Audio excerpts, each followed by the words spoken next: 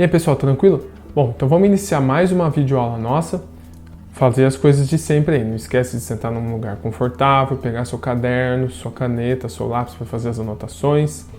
Não se esqueça de fazer a lista de exercícios que já está disponível para vocês. Não se esqueça de deixar o like, se inscrever no canal e mandar esse vídeo às vezes para algum amigo seu que está em outra escola, para também conhecer as aulas aqui da nossa escola, beleza? Então, bora lá pro vídeo.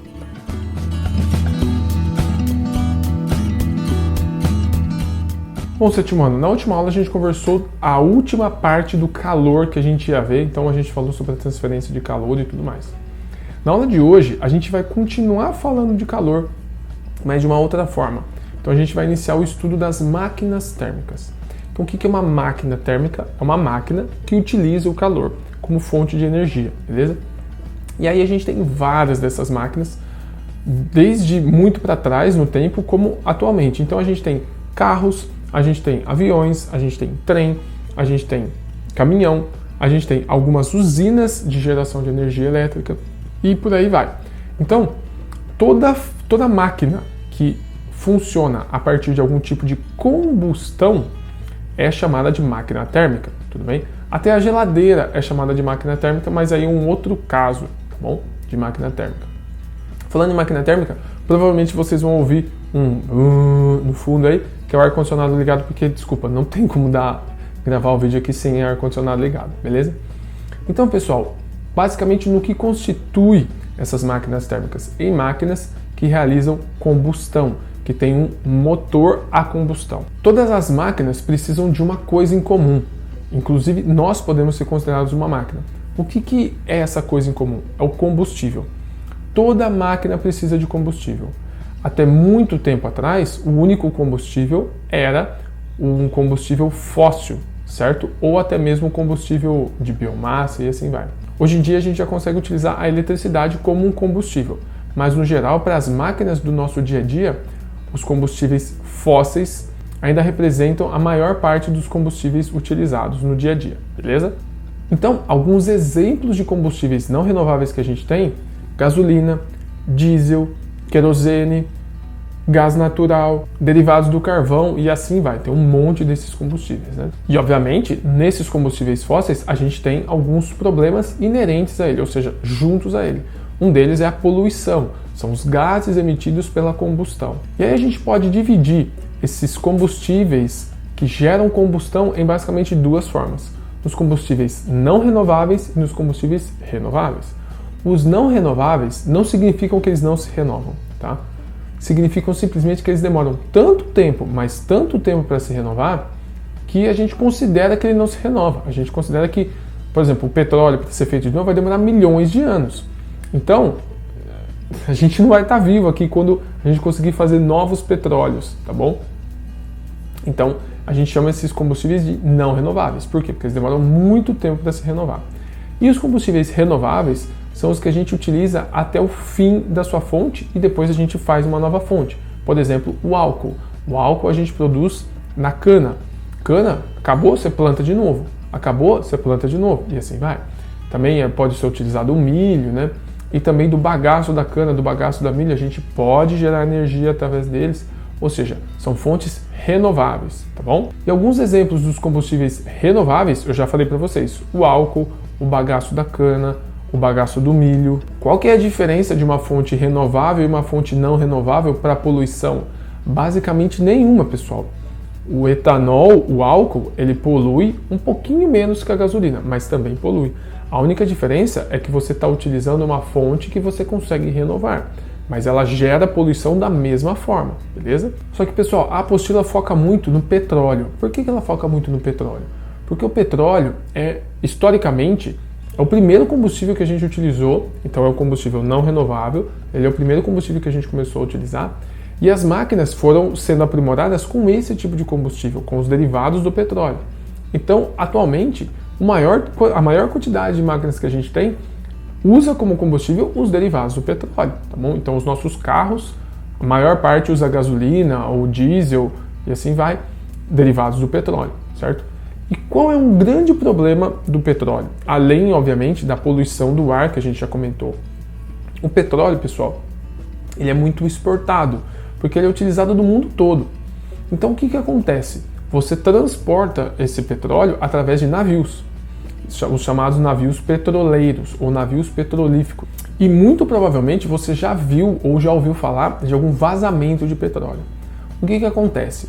O petróleo ele é menos denso que a água. Então o que acontece? A água fica embaixo, o petróleo fica em cima. O que acontece com o fato do petróleo ficar em cima? Bom, o petróleo é um líquido muito viscoso, grudento e escuro. Então, como ele fica em cima da água, ele não permite que a luz solar entre na água. A gente já tem aqui condições de entender um possível problema que isso pode gerar. Sem luz entrando na água, qual é a maior parte de fotossíntese que a gente tem no planeta? A fotossíntese é realizada nos oceanos, nos plânctons. Se você cobre uma área, uma região do mar com petróleo, aqueles fitoplânctons que estão ali embaixo não vão conseguir gerar fotossíntese. Logo, você não vai ter geração de oxigênio ali para aquela região do oceano. Então, alguns peixes podem morrer porque ficaram sem oxigênio, tá bom? Outra consequência, peixes são caçados por aves. Se a ave mergulha para pescar o peixe, ela vai se molhar, além de água, com petróleo.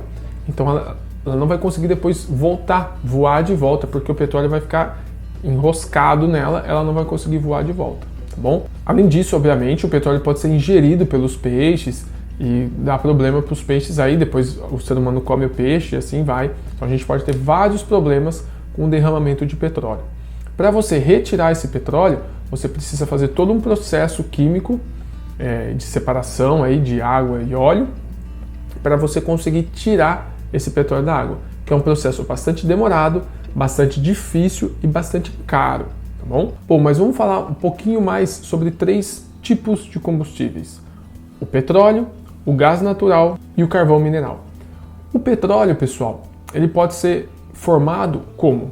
Bom, eu acredito que todo mundo já ouviu falar como o petróleo se forma, né? A gente tem uma matéria orgânica, que pode ser de planta ou de animais. O animal morre, e aí ele vai sendo soterrado rapidamente, tá? Esse primeiro soterramento tem que ser feito rápido, porque se demorar muito tempo, não tem mais nada de matéria orgânica ali e não vai gerar nada. Então tem que ter sido um soterramento rápido, tipo uma avalanche, alguma coisa assim. E aí você vai tendo soterramento em cima de soterramento. Isso causa uma pressão muito grande ali, e você tem tipo um chorume, que depois de milhões de anos com pressão, ele gera o petróleo.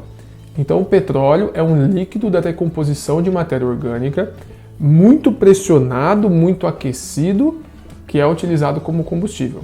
Onde o petróleo pode ser encontrado, pessoal? O petróleo sempre é encontrado em regiões oceânicas. Aí você vai falar assim, pô, mas o petróleo pode ser encontrado em deserto, lá não é um oceano. Tudo bem, pessoal, mas há milhões de anos, aquele deserto pode ter sido um oceano. Então o petróleo ele é sempre formado em regiões onde um dia foi oceano. Pode ser que hoje seja oceano ainda, pode ser que hoje seja um deserto, mas um dia aquilo foi um oceano. Na hora que aquela matéria orgânica morreu, ali era um oceano, tudo bem? Então é sempre em região oceânica. E aí uma curiosidade sobre o petróleo é que ele é o combustível mais utilizado no nosso dia a dia. Ele é responsável por muitas guerras e por muitos conflitos armados que a gente já teve e que a gente ainda tem no nosso planeta. Bom, o segundo combustível que a gente vai estudar é o gás natural. O gás natural ele se forma junto com o petróleo. Tanto que quando você acha petróleo, geralmente você tem gás natural, tá bom? Esse gás natural são os gases da decomposição daquela matéria orgânica que deu origem ao petróleo, tá bom? Então, Então a formação é basicamente a mesma do petróleo. Onde esse cara é encontrado? Bom, se ele é o gás da decomposição aí que veio o petróleo, ele é encontrado também em regiões oceânicas, né? Só que geralmente ele é encontrado um pouquinho acima do petróleo. Então quando você acha petróleo, geralmente você acha também gás natural. Uma curiosidade sobre esse gás natural, que é o gás de cozinha, ele não tem cheiro, pessoal. Aí você vai falar, pô, mas quando eu ligo o gás, eu sinto o cheiro de gás.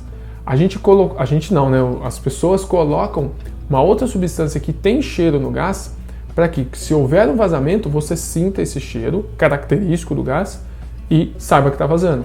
Mas o gás natural não tem cheiro. Então você põe esse odor, senão você não ia sentir o cheiro e ia lá, taca fogo, explode tudo, né? Então esse cheiro ele é artificial. E para finalizar, a gente tem o terceiro combustível que a gente vai entrar um pouco mais em detalhe, que é o carvão mineral. O carvão mineral ele é feito de uma forma parecida com o petróleo. A diferença é que ele é feito de matéria orgânica vegetal. Não pode ser matéria orgânica animal. O petróleo pode ser os dois, vegetal e ou animal, beleza?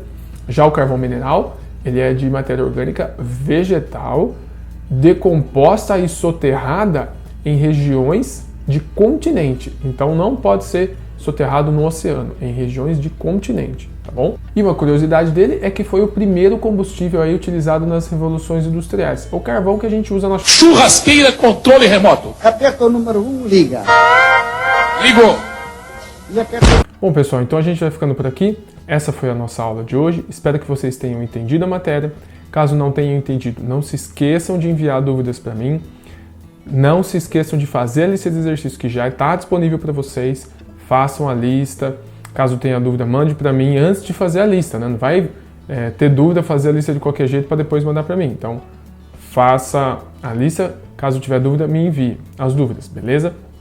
Não se esqueça que amanhã tem um vídeo de correção de exercícios. E um forte abraço a todos. Até semana que vem. Valeu!